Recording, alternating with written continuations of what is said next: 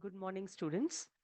Today, I'm here to explain about the concept of wastewater treatment.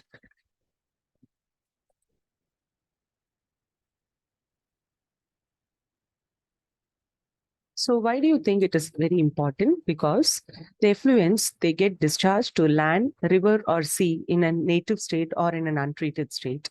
And the effluents, they are also removed or disposed of in a landfill state or is incinerated, which means that they are not treated properly before they are disposed of to the respective outlets. So it has become mandatory to treat these waste before they are let out into the lands or into the aquatic system. So now these effluents, how can you treat them? So there are basically four processes of wastewater treatment. They are mainly preliminary treatment, primary treatment, secondary or biological treatment, and tertiary or advanced treatment. And in today's lecture, I'll be emphasizing on the preliminary as well as the primary treatment of wastewater.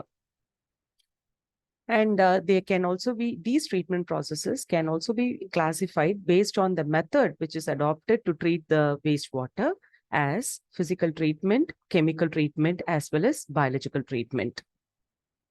Now coming to the first method of wastewater treatment, that is preliminary treatment. So preliminary treatment, what does it mean? So it is the preliminary screening of the wastewater, which means that in this methodology, we remove the floating material and settlable inorganic solids and also oily substances. And the three major types of equipment which are used for this preliminary treatment are screeners, grid chambers, and skimming tanks. And what is a screener? So screener, it is like a mesh screen where it will be of an uniform pore size. In this screen, the sewage will be allowed to pass through, and this comes with different porosities or pore sizes, whereby the particles of different pore sizes, they get segregated in this screener.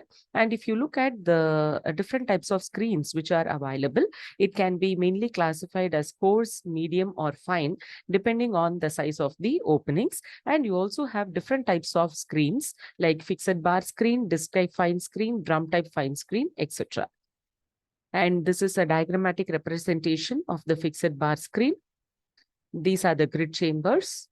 And there is also another methodology which is called as the skimming tank. So skimming tanks, if you see, it acts like a skimmer whereby it will be fitted with baffles whereby all the lightweight particles, they are skimmed, and then it will be it will come to the top and thereby it gets segregated.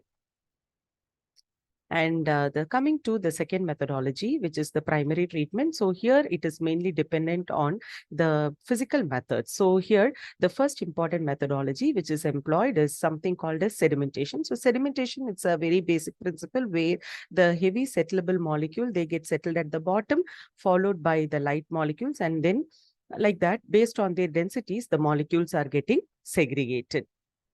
And these are the different types of settling system like discrete settling, flocculant settling, hindered or zone settling, as well as compression. And based on the size of the tank, you have the different types of tanks. Like you, based on the shape, the sedimentation tanks can be described as rectangular, circular, and square. And based on the flow of sewage, they are mainly segregated as longitudinal, vertical, radial, and spinal. And then based on the operation, it is classified as a batch type and a continuous flow type operation. So these things I'll be discussing in the next class. Thank you.